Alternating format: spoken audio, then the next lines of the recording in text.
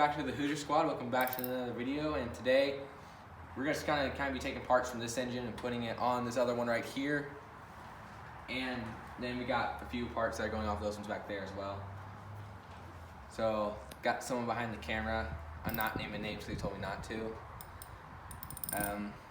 But yeah, so we're gonna go over to a quick time lapse to show kind of what they're taking apart, but in a faster way, so that way I'm not wasting your guys' time, because that's what we like to do here. We like to do things efficiently and quickly. Oh, that was my thumb. So yeah, we'll switch over time lapse.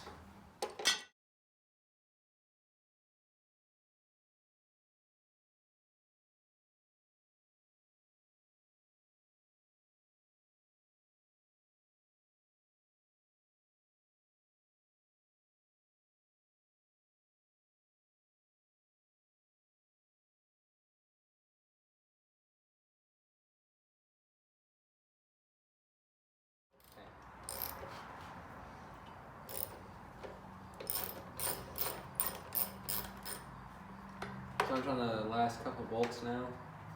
I think we're one, and then we're literally ready to take off the tire cover. So then we can get to what everyone's really been waiting for, is just getting the carburetor off. Oh boy, does that look funky. Alright. What? So it looks like, oh wait.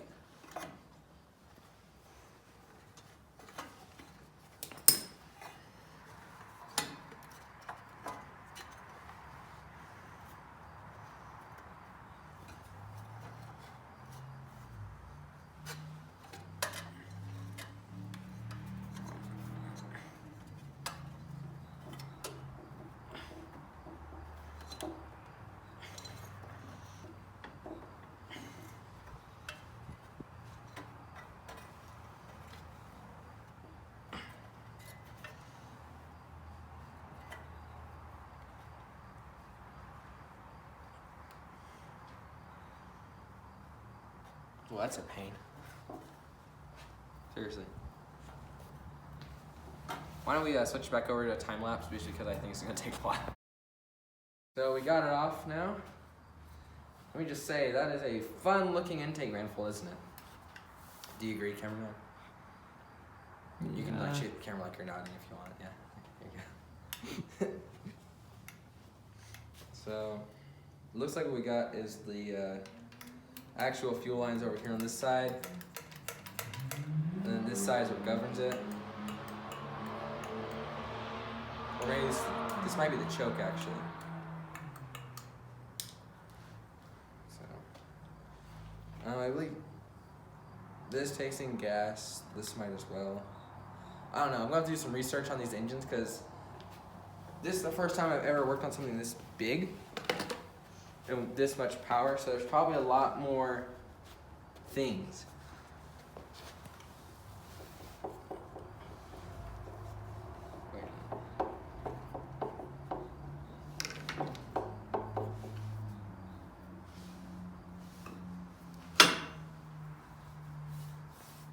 We haven't messed with the...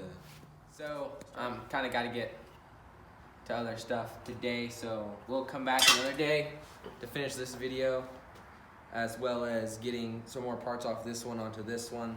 Looks like it might need some electrical things, like for the starter example, and other things like that, fuel lines, spark coils and things like that. So we'll have to get all those off, and then we'll get back to work on this in a couple days. About maybe even tomorrow we might be able to get back out here. So yeah, see you guys then. Everybody, it's the Hoosier Squad back with another video today. Well, no, same video, different part. So we're gonna be pulling these coils off this engine here, slamming them onto that one right there. So I'm gonna try and find some way to set up a time lapse on my stand, because it broke, so I had to melt it back together with a torch lighter.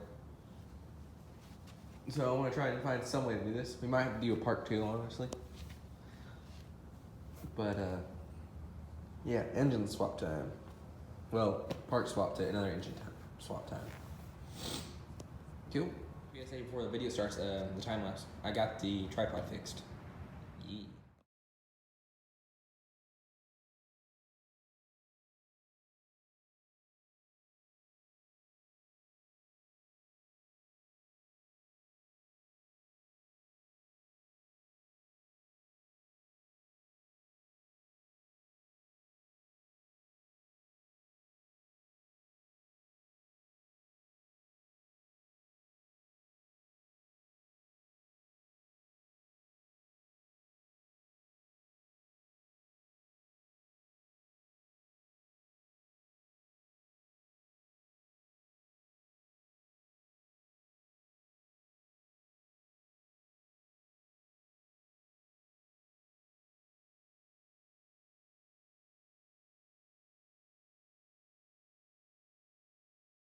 Sorry for the immense amount of time on the last time lapse. I had to leave, so I was putting stuff up, and I completely forgot to stop the time lapse. So I'll come back another day, work on this continuously. It'll still be in the same video, hopefully, or it'll be in a part 2. Whichever one, I'll let you guys know first. What's up, everyone? Welcome back to the Hoosier Squad. Sorry, I put the phone on the tripod. Welcome back to the Hoosier Squad. This is either just the add-on to this video, or this will be part 2. I'm taking the pistons out of this engine. Well, not this engine, but like taking like the valve heads off and stuff like that. So we'll be taking those out of this engine. I got a piston from another engine that's gonna go into the one over there and go in that one. Then after that's all in there, we will get to putting that other engine back there back together. So yeah, that'll be fun. And then we'll get this thing ready to start rumbling and running. Well, not ready to be running, but we gotta still do some welds on the entire chassis. Like the chassis is not welded together at all. I just want my power plant going before I build everything. So we'll get to that. I believe the camera's gonna be at a bit of an angle. It's because the tripod's a little broken now. It fell over, got knocked over, and it broke. Phone's still good, obviously. But yeah, the tripod got knocked over. So I want to get to that, working on getting the valve heads off this one right here in front of you. I'll do a time lapse for that, or I'll just cut ahead one of the two, whichever one's quicker. Probably the time lapse is what I'll do, because I want you guys to be able to see it. So yeah, we can get to that right now.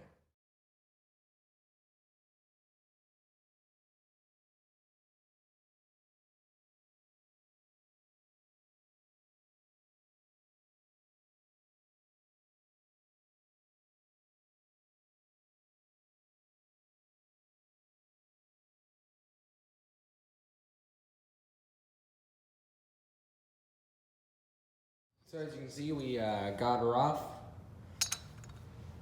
It's a freshly taken down head. So now we will be installing it on that one over there. So this side already has, I realized I don't have the piston quite done yet, but what I can do is I have some pieces of steel. Alright, hold on. We're gonna make some fenders out of. So I can go ahead and bend those, I guess, on camera on a time lapse real quick. So there's this is the first front one. I've already bent it. It's got a decent angle on it. Can't really see it that well on camera, but hold on. There. So what I did with this is I kind of just took it, I put it over the tire like that. Kind of put like a foot on the back and then bent it down like this.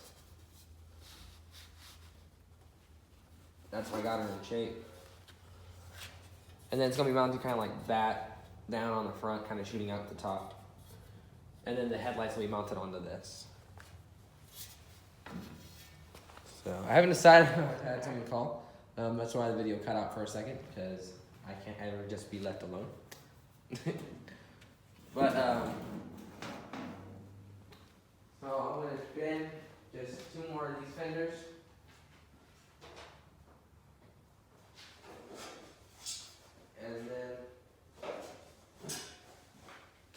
probably use, I have an extra one.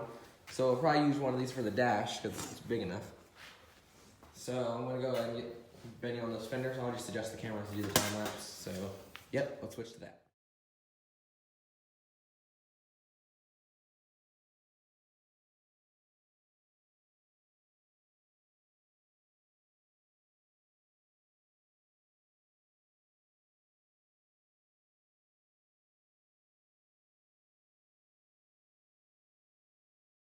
So that's every fender put on.